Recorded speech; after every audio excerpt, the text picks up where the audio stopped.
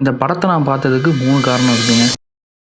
ஹவோர்ட் Ratner அப்படிங்கிற இவர் New York சிட்டியில் இருக்கக்கூடிய டைமண்ட் டிஸ்ட்ரிக்ட் அப்படிங்கிற ஒரு இடத்துல KMH அப்படிங்கிற ஒரு நகை வச்சிருக்காரு. இந்த கடையில இருந்து வரக்கூடிய வருமானமே இவருக்கு போதுமானது. ஆனா தலைவன் லக்ஸரியான ஒரு வீடு, கேம்பிளிங் அடிக்ஷன், அதுக்கும் மேல தனியா ஒரு அபார்ட்மெண்ட், அதுல இவர் கடையிலே வேலை செய்யற ஜூலியா அப்படிங்கிற ஒரு பொண்ணோட லிவிங் டுகெதர்லயும் இருக்காரு. பெரிய மனுஷனா பீக்காரி பயல எந்திரச்சு போயா. இந்த பிரச்சனை எல்லாம் தவிர்த்து இவ்வளவு லக்ஸரியஸ் லைஃப் வாழ்றதுனால ஹவோர்ட் அங்க இங்கன்னு சொல்லி ஏகப்பட்ட கடன் வாங்கி வச்சிருக்காரு. இந்த கடனை எல்லாம் ஒட்டுமொத்தமா அடைக்கணும்னு சொல்லி ஹவோர்ட் தன்னுடைய பிரதரின் லா அர்னோ மூலியமா அதிக வெட்டி விட்டு சம்பாதிக்கிறவர்கிட்ட $1,00,000 கடன் வாங்கி எத்தியோப்பியால இருக்கக்கூடிய 600 கேரட் மதிப்பு இருக்கிற வெட்டாத கருப்பு மாணிக்கக்கல்ல இல்லீகலா வாங்குறாரு. இவருடைய பிசினஸ் அசோசியேட்டான டேம்னி அப்படிங்கிறவரு பேஸ்கெட் பால் பிளேயரான கெவின் கார்னட்டை இவரோட கடைக்கு கொண்டு வர்றாரு. இவரும் ஒவ்வொரு ஐட்டமா காட்டிட்டு இருக்காரு. இந்த கருப்பு மாணிக்கல்லையும் காட்டுறாரு. இந்த கல்லை கெவின் பார்த்ததுமே இந்த கல்லுனால கண்டிப்பா ஒரு அதிர்ஷ்டம் வரும் அப்படின்னு நம்புறாரு. இந்த கல்லை வாங்கி அவருன்னு சொல்லி எவ்வளோன்னு கேட்கறாரு. அவரோட இதை விற்கிறதுக்கு இல்ல, திங்கக்கிழமை இந்த ஆப்ஷன்ல போகுது, சரி இன்னைக்கு பிளே ஆஃப் நைட்டு, இன்னைக்கு ஒரு நாள் மட்டும் இது என்கிட்ட இருக்கட்டும், கேம் முடிஞ்சது என்கிட்ட இருந்து வந்து வாங்கிக்க, அது வரைக்கும் இந்த என் சாம்பியன்ஷிப் ரிங்க நீயே வச்சிரு அப்படின்னு சொல்லி கொடுக்குறாரு. அவரும் ஓகேன்னு சொல்லி அந்த ரிங்கை வாங்கிட்டு கல்லை கொடுத்துறாரு. அன்னைக்கு நைட்டு கேம்ல